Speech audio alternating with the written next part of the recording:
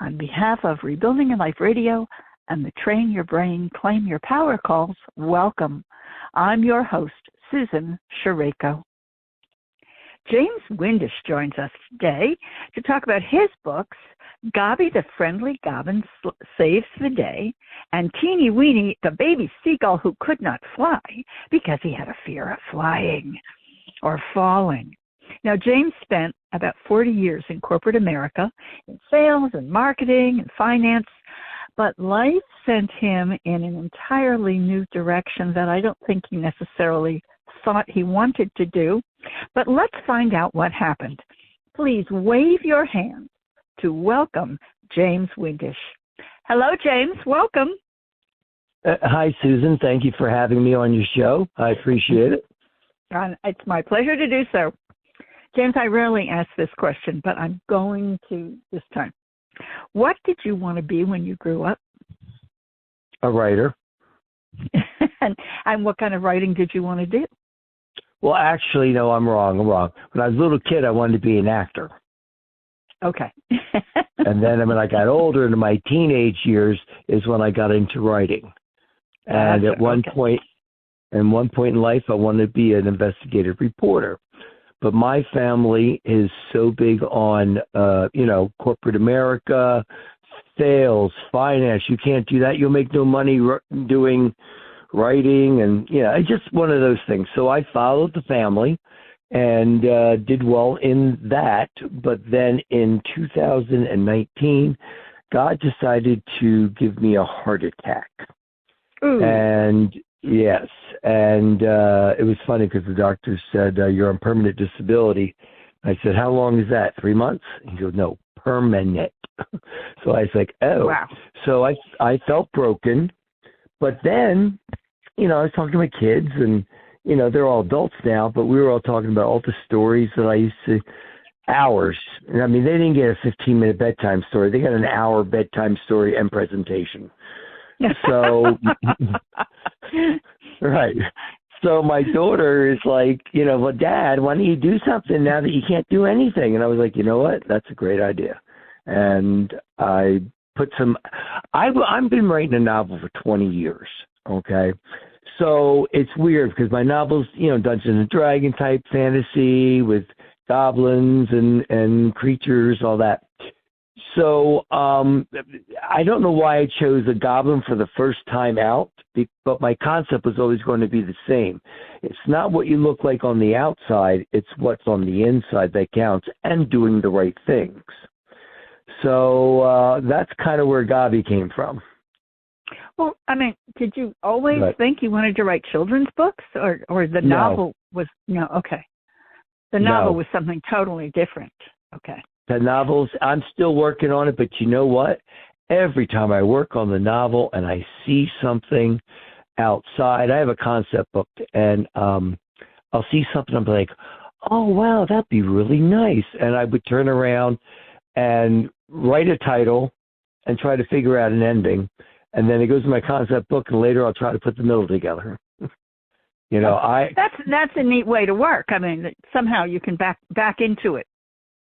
Right. And the other thing is I write very differently with the kids' books, not with the novel. But with the kids' books, I literally come up with the title, come up with the ending, and then sit there and just over and over and say the story to myself in my head. Once I got it where I'm happy with it, then I'll put it on paper and make whatever changes I might want to make. Example, the third book I'm working on, Chow Chow the Pup Scout Goes to Camp. Originally, I had different animals, but then I thought, oh no, if it's a Pup Scout, they all have to be dogs. So I went back So I went back and redid all that. Teeny Weeny, the baby seagull that could not fly, that was a joy. That one came very quickly to me because I was watching, I live on the beach, Daytona Beach, and I live across the street. So I was out on the beach and I was watching the seagulls, and I'm watching this little baby seagull. Wasn't quite flying, but kind of hopping around. But Mama didn't leave her. And at the end, of course, she flew. And then I was like, well, that'd be a nice little story. So that's what I did. I came up with my title, came back with my ending, which we knew she's going to fly, and then I just filled in the middle. Very cute. I love that. So tell me, did you try to get a traditional publisher, or did you go independently? Well, with my novel, I try to go traditionally. And in my search for a publisher is when I met Terry Berger of Sensational Publishing, and she helped me with the basics. Helped me find an illustrator, helped me find all this. And then I backstabbed her, and I didn't mean to. But yet I went with Book Trail. But I do apologize, and she knows. So she's gotten my second book, and so what I've decided to do is Sensational Publishing is going to be my publishing company, but I'm going to go through Book Trail for all my marketing, like talking to you and other hosts, So that's the game plan. Well, it's you've had a really good sense of what it's like to work with a publishing house. I think you said to me you had the feeling of being on a team. Yes, what I like about the vanity printing is I'm the author. I wrote the story. Now I put my team together, my illustrator, my editor, and my publisher. And they go to work, and I'm the project manager. If they send me a picture I don't like, I'll make my changes. Say, can you do it this way? The editing, Amy Shook, I have no issues with her. She's got so many degrees behind her name, but it's nice because she's very inexpensive and she does a great job. And then Ishkia, who is my illustrator, it was funny with Teeny Weeny. She's never seen a Florida coast, so I literally had to constantly say, no, sand needs to be golden. I had to constantly go back this needs to be, but that's the collaboration. That's what it is. Mm-hmm, I'm the client, but she does a great job. That's awesome. So I gather doing this process and writing the books after having a team that helped you get it all together actually has turned out to be a way of, well, I would call rebuilding your life, because after the heart attack and giving up, not being able to go back to work again, you did what I had to do after we had our landslide, which is to pick up the pieces and start rebuilding your life again. Is that a fair estimate of what you've been through? That is the one reason why I wanted to come on your show, because the title of your show. Yes, that's rebuilding my life. Yes, that I did. I recreated myself. Yes, I did. And even though I'm still limited to what I can do physically. Hey, guess what? I can write books. And then if they become famous, that's great. If not, I'm still getting it out of me. Still writing my books. I have 2 published, 1 working on, and 2 that are still in concept. So, I don't know when I'm going to hit my novel again. So right now I got 3 books I'm going to be focusing on. And it's a joy, right? It gives you your spirit. It's a wonderful thing to have something like that. Well, I have a handicapped child. His name is Ethan. He's 27 now. But mentally, he's younger. But what I love best about my books, my son loves to read them because the illustrations are so bright, are so, big. And he just likes to look at them. And there's this one page where Gabi's waving, and he loves to sit on that page. It's the same one that's on the cover. He just sits there and looks at that page, just smiles at Gabi. So, hey, that makes him happy. Makes you happy, too. Oh, well, it's funny because I was going to ask you a question about how did your family respond to you switching to writing your books and into all these new activities. I gather your daughter said, Dad, why not? You told us stories for years. Your son obviously loves what you're doing. Any other feedback from the family? Well, you got to understand something. With my regular family, everybody just like, okay, Jim had a heart attack. It's a hobby. that's how it is. I'm divorced. So this was after my divorce that I had a conversation with my son. And the exact wording of my daughter was, Dad, you used to tell us stories for hours. And I was like, but were they good? She goes, I don't know. I always fell asleep on you. I said, that was the purpose. And so where did you grow up? Right outside of Philadelphia, a place called Levittown. Now, we're right there on the border of the Delaware River. So Trenton and Hamilton is right across the bridge, like a 20-minute ride. And my grandparents lived in Hamilton. So when I was 16 years old and thought I knew everything in life, I quit high school and went and got a job.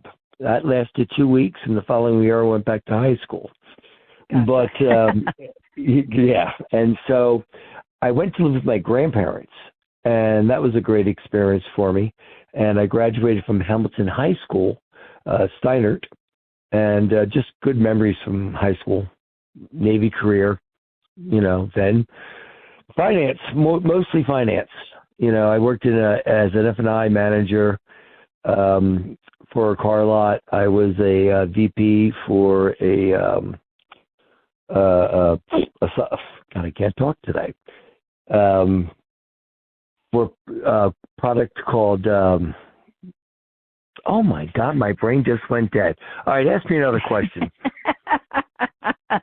Well, you have, so you're not in Philadelphia any longer, are you? Are you in the region no, anymore? I moved to Tennessee and found out I was a country boy moving from the city, and I lived in Tennessee for 10 years, and then I got my divorce and had my heart attack. So that's when 2019 I started. No, I didn't start to 2020, like the beginning of 2020, when I was so mad at myself for being broken that I couldn't do nothing. I mean, I couldn't pick up a gallon of milk right after my heart attack. Wow. That's extreme. Yeah. And I'm a miracle. I'm a miracle walking. So I know God has a purpose for me. I need to find out what that purpose is. In the meantime, I'm going to serve and hopefully pass on moral books that children can learn to overcome their fear, to be more determination. They don't care what people think about them. They got to know who they are on the inside. That's what my books are about. It sounds to me as if you have found your purpose. What makes you think that God is a different one? Well, good question. And it's funny you should bring that up, because I just thought that the other day. If God wanted me to do my novel, it would come to me. My novel doesn't come to me. I could sit down and write three sentences of my novel, all of a sudden go, oh my God, if I took this, and that's what happens. So that's kind of what happened with Goblin. I was working on the Goblin scene at the time I was thinking about putting the book together. So yeah, you're right. This might be this is a passion that I didn't know I had, and you might be right. But still, I feel in the back of my mind one day that novel's going to come out. Okay. One that day. Novel will be. Is it anything like children's books? No, it's more like Tolkien, Lord of the Rings type style. Oh, okay. That's probably why it's taking so long. Weaving a Tolkien kind of novel is with all the detail that in creating a new world takes a lot of work. It does. I have 5 books already in my head for it, the concepts anyway. First one I have the beginning, ending, and a lot filled in the middle.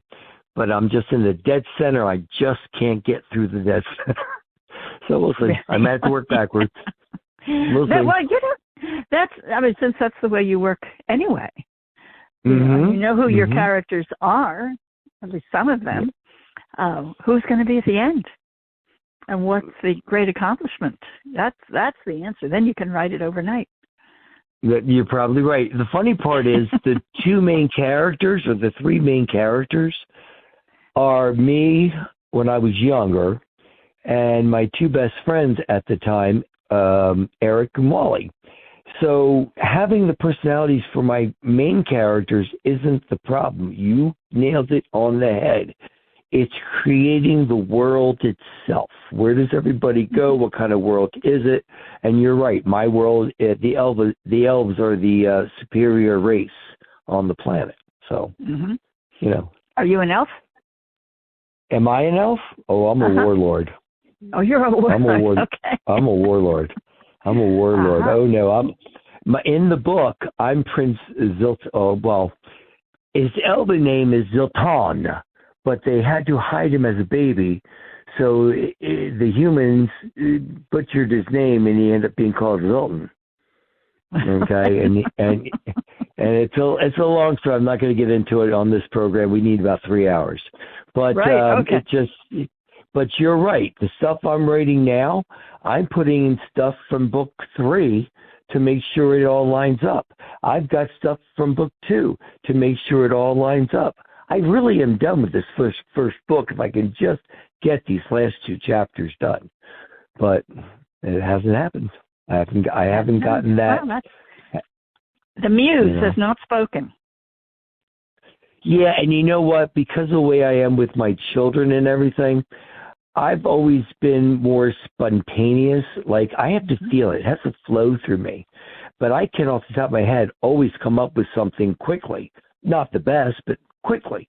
And my family find that very interesting, that I'm very quick-witted. I guess that would be the word. You know, so. Are you like that in conversation, too? I don't know. You have to tell me. I met with them. You know, have they rolled their eyes, you know, and said, "Dad"? Oh, my children? Oh, my God. There was one night, I'll never forget this. I was doing The Golden Woods. That's the name of the book.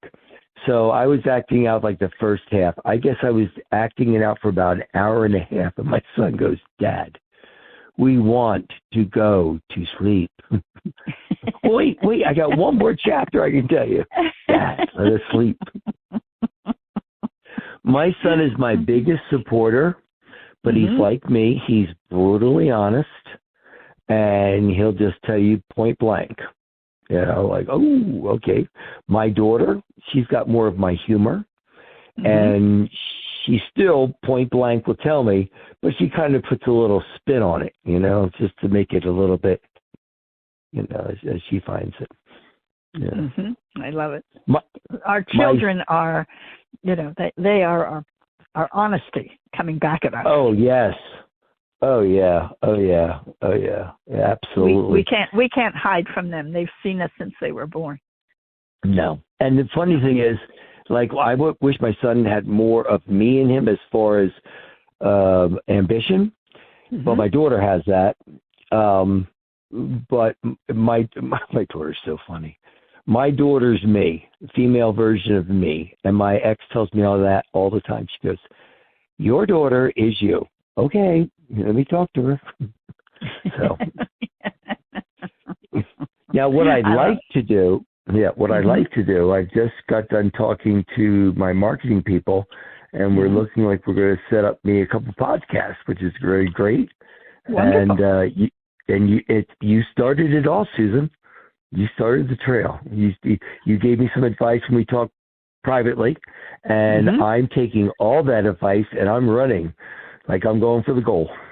That's great. That's great, because it's, you know, it's so valuable to you to be able to take it and run with it instead of waiting passively for someone else to do it for you. And you feel so much better about it, you know? Oh, yeah. I was like that even when I was healthy. By the time I asked somebody to take out the trash, I could do it myself. You know, I have never had a fear of rolling up my sleeves and working. Same thing with the book. Like sometimes, I'll give you an example, like Teeny Weeny. Teeny Weeny was basically done. I had it on paper. And I had just met my new girlfriend, who is now my fiance. And we were like spending a lot of time together. So finally, she said to me, "Are you ever going to finish this book?" And I said, "Eventually." And she says, "Well, you can't talk to me until you do." I had it done by the next day. Well, that's a sign that she's important to you. Yeah. Well, the book was really, really done. I just had to, go over it and fine tune, That's all. And then you had motivation. Then you had the motivation to do it. So that's great. Well, I'm really excited about writing Chow Chow because I was a Boy Scout leader for 8 years. And I did the first year scoutings. So my Chow Chow book with scouting is like I had my first years. They had to learn fire building, tent building, identify plants and animals, and outdoor cooking. So I thought that's perfect for a kid's book, simple. And then Chow Chow is going to be the good scout. Of course, you're going to have one bad scout who's always picking on people. You're going to have the one scout who's new and doesn't able to do as much. Well, Chow Chow helps him. And at the end, when they were all ready to get their patches, and Miss Sarah tells them, each, it basically tells a character each. And at the end, of course, Chow Chow wins the Pup-tacular award. Very good. Very good. Where are your books available, Jim? On Amazon.com, BarnesandNoble.com, and Teeny Weenies exclusively at Walmart.com. Oh, really? Now, did your publisher arrange that, or did you have connections to Walmart? No, my publisher sets me up online.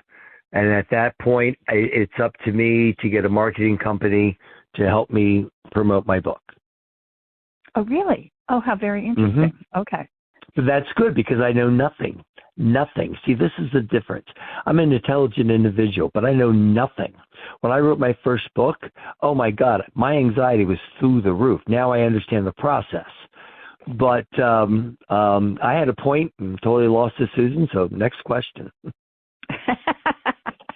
So how do you promote your books? I know you do. You're doing this interview, and you're going to do more of these, as from what we just said. Yeah, what I'm going to do more podcasts, and then I'm going to go get about 25 books, and I'm going to go around to the local elementary schools, and I'm going to see if I can present myself and do a book reading and see if that helps. Oh, marvelous! Good. That is what we talked about. Yeah. So, now, are you going to do any more advertising? Yes. With that's going to be with Book Trail, and that's going to be the podcast right now. That's what we're starting with. You, and then I got 5 more to do. So that's the start. Okay. That is a start, and it's a wonderful thing to do. I'm glad you're being proactive about it. It's probably you gave me great advice. I ran with it. Good for you. Not everybody does, and so it shows real. Well, you understand marketing. You've done marketing, and so so you have an understanding of what it takes and what you can do from home, right, where correct. you are now, right? And correct. So that makes it. It gives you some parameters about what you can and can't do, what you want to do. So I think that'll work beautifully for you. Now, you say you have how many books? You have like 4 or 5 books in the wings, aside from the novels. You have a number of other children's books. Yeah, in my brain are the following. Okay, we got Gabi out, we got Teeny Weenie out, we got Chow Chow.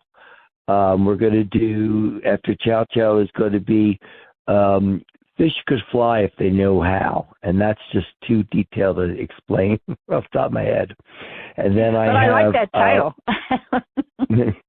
And then I have my rooster and my turkey who grew up together, and we were out there, and they were just doing some things. I thought that would be a nice concept, so I wrote it. It's called Who Am I? So I don't know yet exactly what I'm doing, so it's too far out right now. But yeah, I'm always doing that. Every time I see something, that'd be cute for a kid's book. But I never thought that way before. And now everything can be made into a kid's book. I love that. Right. Wonderful. But I want stuff that has moral. I want stuff that is moral, not necessarily biblical, but moral. I'd like everybody to have the patriotism of 1940. That's all. Is that asking for too much? Yeah. Well, I won't comment on that. That's a good question. I think there are a lot of people who would agree with you, and then there are going to be some who would disagree with you. So it's a strange time to be trying to figure anything out. But any last thoughts correct. you'd like to share with your audience about what you're doing and what you're hoping to accomplish? Well, I'm hoping to get some book sales because I do take 10% and give it to charity. And my goal is to, this is going to sound weird, is to find myself. And I'm not there yet, but the books are getting me there. I love that. That is you are speaking and finding yourself through the books you write. I'm telling you, correct. God's talking to you. Every time you write a book, he's telling you another story. Correct. Yeah. Well, thank you, Jim, for sharing your stories. For our listeners, we have been speaking with James Windisch about his 2 children's books currently, Gobby, the Friendly Goblin, who saves the day, and Teeny Weeny, the Baby Seagull Who Could Not Fly. They're available in hardback and paperback on Amazon and Barnes & Noble, and Teeny Weeny is available exclusively at Walmart. So as we bring this in, .com, the internet versions, okay, the website, okay. As we bring this in for a landing, thank you for listening. And remember, if you have a dream you've always wanted to bring to reality, you can do it. In fact, the perfect time may be when you're faced with some adversity, just like Jim. Want help? Email me at susan@susansherayko.com, and we can set up a discovery call to start exploring your dream right now. So thank you again, Jim. Thank you, Susan. It's been a pleasure being on your show. And it has been a pleasure having you. I want to wish you a happy Thanksgiving, although by the time we hear this, it will be past. Bye for now, and have a great day. You too. Bye-bye. Bye-bye.